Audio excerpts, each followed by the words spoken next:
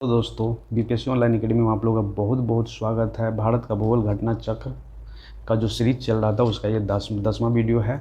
और इस वीडियो के माध्यम से हम लोग जानने का कोशिश करेंगे भारत के केंद्र शासित प्रदेशों के बारे में।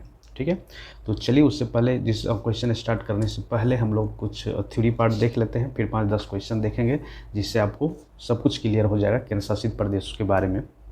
ठीक है, तो चलिए 26 जनवरी 2020 से भारत में कितने राज्य हैं? 28 राज्य और 8 केंद्र शासित प्रदेश हैं। 28 राज्य क्यों? क्योंकि जब जम्मू कश्मीर को एक स्टेट से हट के केंद्र शासित प्रदेश बना दिया गया और दादर नगर हवेली और दमन दीव को मिला के एक केंद्र शासित प्रदेश बना दिया गया, तब से 8 केंद्र शासित प्रदेश और 28 राज्य हैं हमारे भारत देश में। 31 अक्टूबर 2019 को जम्मू कश्मीर और लद्दाख को 2 केंद्र शासित प्रदेश में बांट दिया गया। ठीक है, पहले जम्मू कश्मीर एक स्टेट था, उसको क्या बना दिया गया है? केंद्र शासित प्रदेश। तो 8 केंद्र शासित प्रदेश के नाम हम लोग सबसे पहले देखेंगे। पहला दिल्ली, चंडीगढ़, लक्षद्वीप, दादर नगर हवेली तथा दमन दीव दोनों को मिला दिया गया है 26 जनवरी 2020 को। पौंडीचेरी, अंडमान निकोबार, 7 नंबर में जम्मू एंड कश्मीर और 8 नंबर में लद्दाख। तो ये सारे 8 केंद्र शासित प्रदेश हैं। अंडमान निकोबार द्वीप समूह की बात करें तो ये 6 डिग्री से लेकर 14 डिग्री उत्तरी अक्षांश तथा 93 डिग्री से 94 डिग्री पूर्वी देशांतर में अवस्थित है। अब देखिए अक्षांश और देशांतर का इस मैप पे आपको सही से समझ में आएगा। अगर हम लोग अक्षांश रेखा की बात करें तो यहाँ से 6 डिग्री की अक्षांश रेखा गुजरती है, यहाँ सबसे दक्षिणी पॉइंट मतलब इंदिरा पॉइंट के आसपास, और यहाँ पे एक 14 डिग्री की लाइन गुजरती है, जिसको अक्षांश रेखा बोलते हैं। तो यहाँ पे 6 डिग्री नॉर्थ और 14 डिग्री नॉर्थ के बीच ये अवस्थित है। ठीक है, अगर हम लोग देशांतर रेखा की बात करें तो यहाँ से 93 डिग्री गुजरती है और यहाँ से 94 डिग्री गुजरती है। तो इसी के बीच में अंडमान निकोबार क्या है? अवस्थित है। और अब हम लोग मैप देख लेते हैं इंडिया का कि 8 केंद्र शासित प्रदेश है कहाँ पे। तो मैप देखना बहुत ज़रूरी है, तो प्लीज़ आप लोग जब इस तरह के क्वेश्चन आए तो मैप को ज़रूर एक बार विजिट कर लीजिए ताकि सब कुछ क्लियर रहे। तो देखिए यहाँ पे जम्मू कश्मीर है, यहाँ पे लद्दाख है, यहाँ पे पौंडीचेरी और यहाँ पे दिल्ली, ये सारे केंद्र शासित प्रदेश हैं। और यहाँ पे गुजरात के आसपास दमन दीव, दादर नगर हवेली है यहाँ पे, जिसका राजधानी कहाँ? सिलवासा था पहले, लेकिन अब कहाँ पे हो गया? दमन हो गया सबको मिला के राजधानी। दादर नगर हवेली और दमन दीव का सबको मिला के जो अब राजधानी बना दिया गया, दमन को बना दिया गया। यहाँ पे लक्षद्वीप है और यहाँ पे पौंडीचेरी है। पौंडीचेरी के 4 डिस्ट्रिक्ट है, 4 डिस्ट्रिक्ट चारों अलग अलग जगह है, जिसमें से 2 डिस्ट्रिक्ट है तमिलनाडु में। कौन कौन से? पौंडीचेरी और कोडाईकनाल। और एमन एक दूसरा डिस्ट्रिक्ट है पौंडीचेरी का, जो कहाँ पे है? आंध्र प्रदेश में। और एक है माहे, जो कहाँ पौंडीचेरी का ही पार्ट है, ये कहाँ पे? केरल में है। तो याद रखिएगा पौंडीचेरी के 4 डिस्ट्रिक्ट है, जिसमें से पौंडीचेरी और कोडाईकनाल कहाँ पे है? तमिलनाडु में। यमन कहाँ पे है? आंध्र प्रदेश में। और माहे कहाँ पे है? केरल में है। ठीक है, चलिए केंद्र शासित प्रदेश को अगर क्षेत्रफल और जनसंख्या के अनुसार हम लोग देखें तो केंद्र शासित प्रदेश में एरिया वाइज सबसे बड़ा स्टेट जो बड़ा केंद्र शासित प्रदेश जो है वो है जम्मू कश्मीर। अगर पीओके एरिया ना होता अगर लद्दाख में, तो हो सकता सबसे ज़्यादा एरिया किसका हो जाता? लद्दाख का हो जाता। तो ऐसे अगर हम लोग बात करें तो सबसे ज़्यादा क्षेत्रफल वाले कौन सा केंद्र शासित प्रदेश है? तो वो है जम्मू एंड कश्मीर।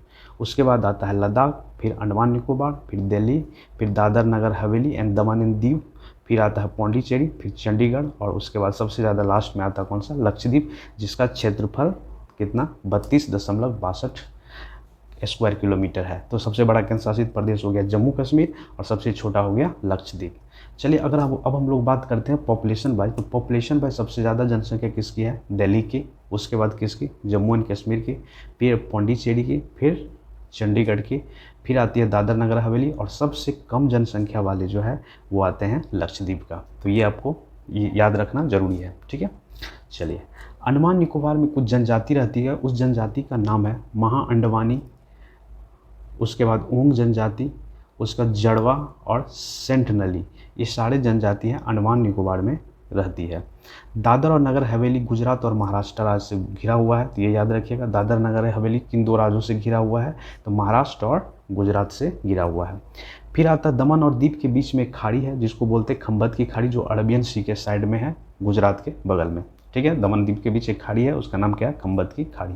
भारत का सबसे छोटा केंद्र शासित प्रदेश है लक्षद्वीप है, जिसका क्षेत्रफल लगभग 32.60 किलोमीटर स्क्वायर है। तो सबसे छोटा ये हो गया, ठीक है। और सबसे बड़ा कौन सा है केंद्र शासित प्रदेश, तो वो है जम्मू एंड कश्मीर, तो ये याद रखिएगा।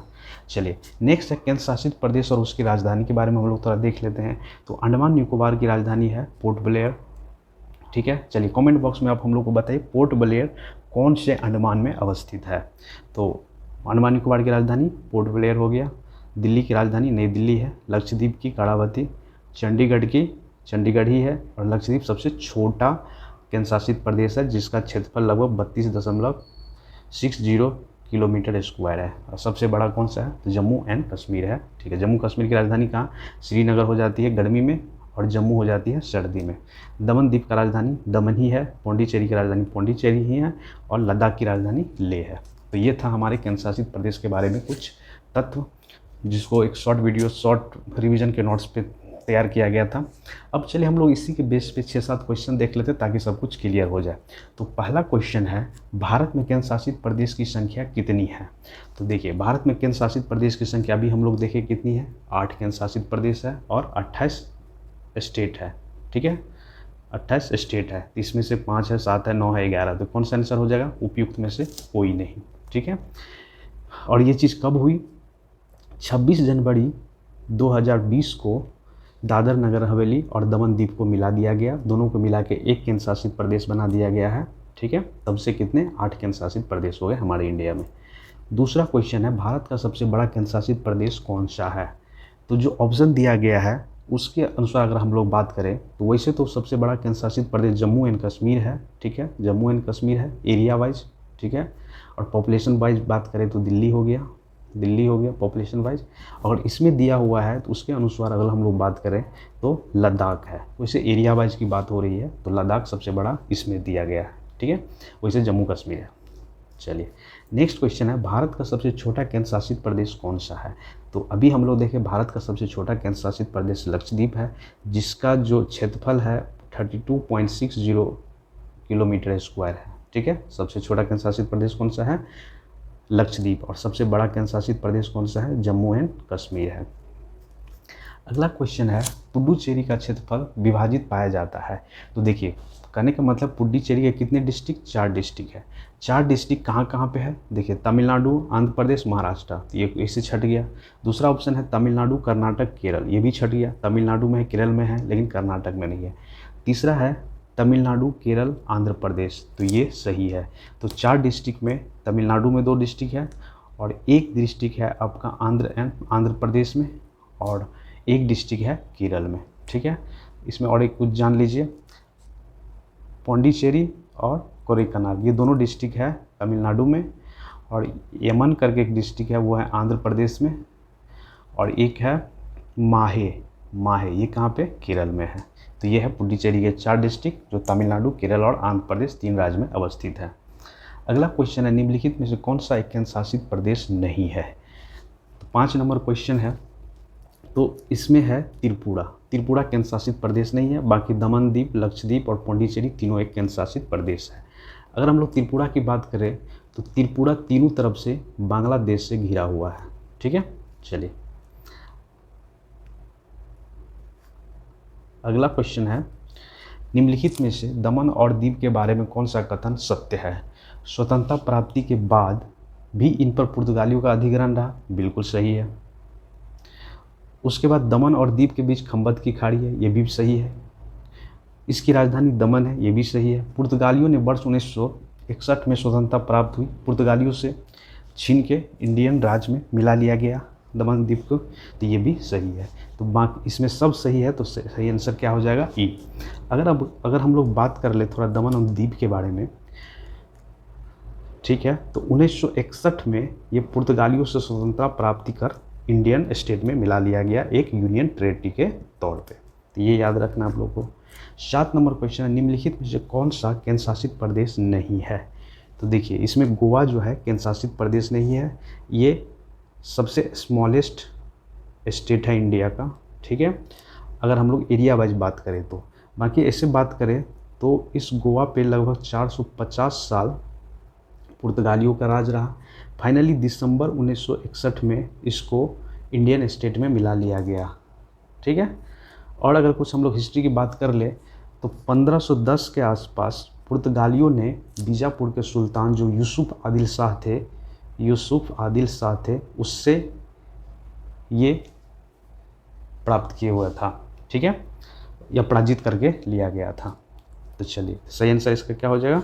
गोवा। गोवा क्या है? एक केंद्र शासित प्रदेश नहीं है। अगला क्वेश्चन है, निम्नलिखित में से किस केंद्र शासित प्रदेश का सीमा समुद्री सीमा से नहीं लगती है? तो देखिए इसमें जम्मू कश्मीर की नहीं लगती है, लद्दाख की नहीं लगती है, चंडीगढ़ की नहीं लगती है, बाकी पुडुचेरी की लगती है। तो इसमें नहीं लगती है की बात हो रही है, तो सही आंसर क्या हो जाएगा? उपयुक्त में से कोई नहीं, उपयुक्त में से एक से अधिक। क्योंकि जम्मू कश्मीर, लद्दाख, चंडीगढ़ ये सब की सीमा समुद्र से नहीं लगती है। किसकी लगती है? पौंडीचेरी का। इसमें पूछ क्या रहा? नहीं। तो सही आंसर क्या हो जाएगा? उपयुक्त में से एक से अधिक।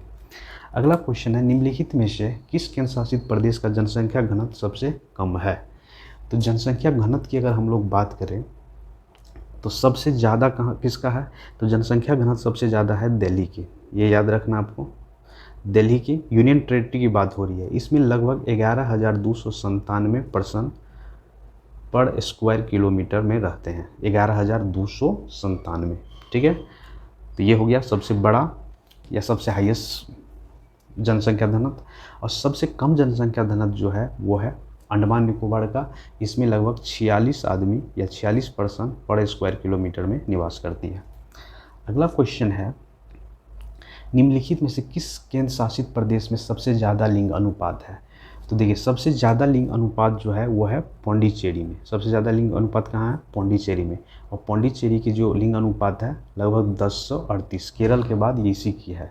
तो अगर इसमें पूछ रहा है केंद्र शासित प्रदेश के बारे में, तो केंद्र शासित प्रदेश में सबसे ज़्यादा लिंग अनुपात पौंडीचेरी में 1038, मतलब 1038 फीमेल है पर 1000 मेल पे। तो ये आपको रखना है। अगर हम लोग लक्षद्वीप की बात कर रहे हैं या दिल्ली की बात करें तो दिल्ली में लगभग 886 महिला है पर 1000 मेल पे। उसके बाद आ जाइए हम लोग अगर बात करें चंडीगढ़ की, तो चंडीगढ़ की जो सेक्स रेशियो है 818 है। और लद्दाख की तो अभी हुई नहीं है सेंसस, तो इस पर कुछ क्लियर डेटा भी अवेलेबल नहीं है। ठीक है, चलिए इसी के साथ मेरा ये वीडियो ख़त्म होता है। Thank you for watching BPSC online academy. अगर लगता है आपको कुछ सीखे इस वीडियो से तो प्लीज़ लाइक करिए, शेयर करिए, सब्सक्राइब करिए। Thank you for watching.